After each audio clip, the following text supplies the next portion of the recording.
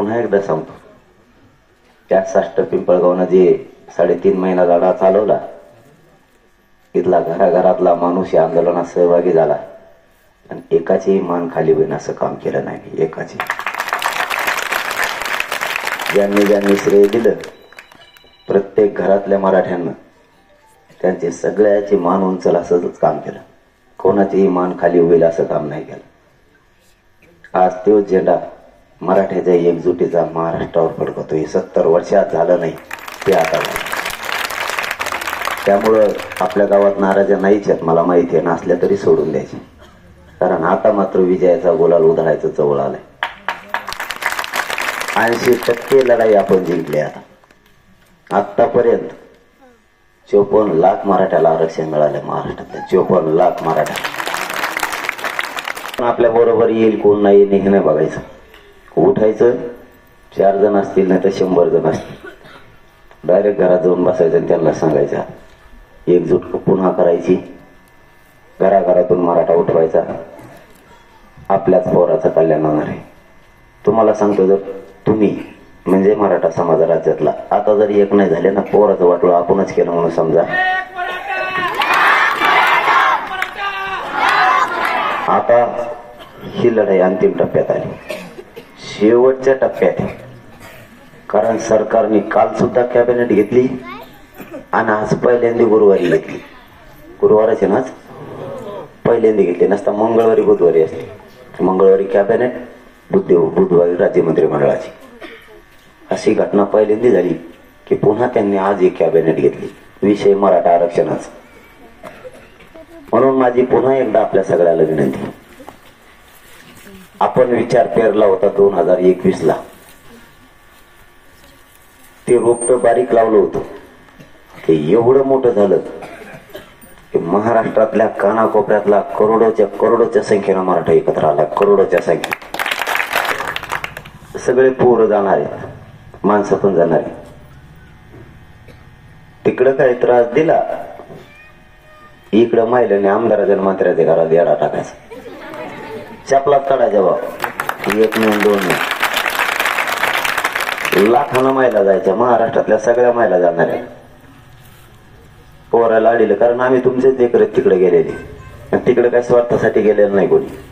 पोराला न्याय मिळावा म्हणून गेलेले आहेत, महाराष्ट्रातल्या मराठ्याचं कल्याण व्हावं म्हणून तिकडे गेलेले. त्यामुळे इकडं तुम्ही सावध राहायचे. तुमचे म्हातारे घेऊन जाणार आहेत आम्ही. त्याच्यामुळं पोरं बी त्यांना का त्रास झाला रे बाबा, तुम्ही चपलाच काढायचे इकडं, त्यांच्या घराला यायला घालायचं. आमच्या म्हाताऱ्याला पोराला कम त्रास दिला. तुम्हाला सांगू, नीटच होते ते. मध्ये नुसतं येऊ नको म्हणलं तर ते आसामलाच राहायला गेले. नुसते मराठीत लोकांना सांगितलं आमच्या गावात यायचं नाही, ते म्हणले आपली खोली आसामला करा. इकडं कोण कुंकड गाडी आडी तर मिळत लागत नव्हता. मराठ्याने मनावर घेतल्यावर काही होऊ शकतं हे महाराष्ट्रात मराठ्यांना दाखवलं. कोणाच्या गाडीचं कवाची टायर काढी ते मिळ बी नाही लागून देणार, आमच्या नादी लागायचं म्हणतात. बाकीचं टेन्शन तुम्ही घेऊच नका, तुम्हाला तर ते सगळंच माहिती. त्याला तर मी घालायच केलं की एकटंच आहे. 15-16 जणांची टोळी तयार करतं, 2-4 दिवस आपटत परत गप बसत. कारण मी पण कण बोलतो. बघा, आपण विचार पेरला होता 2021 ला,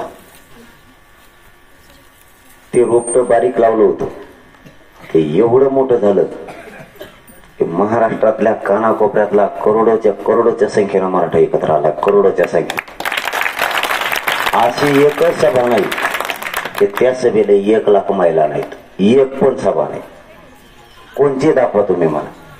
कधीच आपल्या माता मावल्या बाहेर पडत नव्हती. आता तिला कळून चुकलंय. काम करतो तर पोरं शिकवितो, पोरं मोठे होत नाही. पोरं मोठे करायचे असले तर आरक्षण पाहिजे. कारण ह्या आरक्षणात या बसलेल्या लेकराचं हित. यांना शिकून काय उपयोग आहे का आरक्षण असल्यावर? नुसते शिकते. मग काय एसटीच्या पाट्या वाचायसाठी शिकले का आपण पोरं? आपले सुद्धा अधिकारी झाले पाहिजेत ना, आपले सुद्धा नोकरीला लागले पाहिजेत, आपले उच्च शिक्षण घेतले पाहिजेत. आपल्याला केंद्रीय कॉलेज मिळतच नाहीत.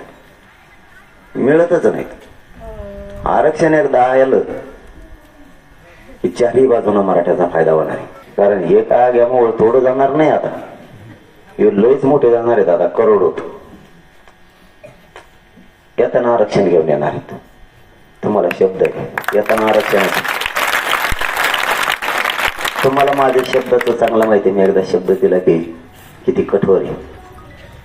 जीव जरी गेला ना आरक्षणच घेऊन येणार हे शब्द आहे आपला. फक्त तिकडं सगळे पोरं जाणार आहेत, माणसं पण जाणार आहेत. मी फक्त जाताना या माझ्या गावाला एकच विनंती करून सांगतो. मला माहित नाही, कारण मी हे दोनदा शब्द वापरला. मी असं नसन मला माहित नाही, पण आपला विचार मरू देऊ नका. आपण पुऱ्या राज्याला विचार दिलाय, आरक्षण घ्यायचंय. मी लढायला मागं पुढं बघणार नाही. मी मरायलाही भेट नाही आणि भेणार सुद्धा नाही. मी माझ्या जीवाची पर्वा नाही करणार. समाजापेक्षा मला मोठं काय नाही. तुम्ही 3.5 महिने बघितलेलं आहे. या लेकरांच्या चेहऱ्यावर आपल्याला हसू बघायचं. आरक्षण देऊ तेवढं द्यायचं. येईल आरक्षण घेऊन येईल, मोकळा येणार नाही. काळजी करू नका. फक्त तुम्ही खंबीर साथ. धन्यवाद.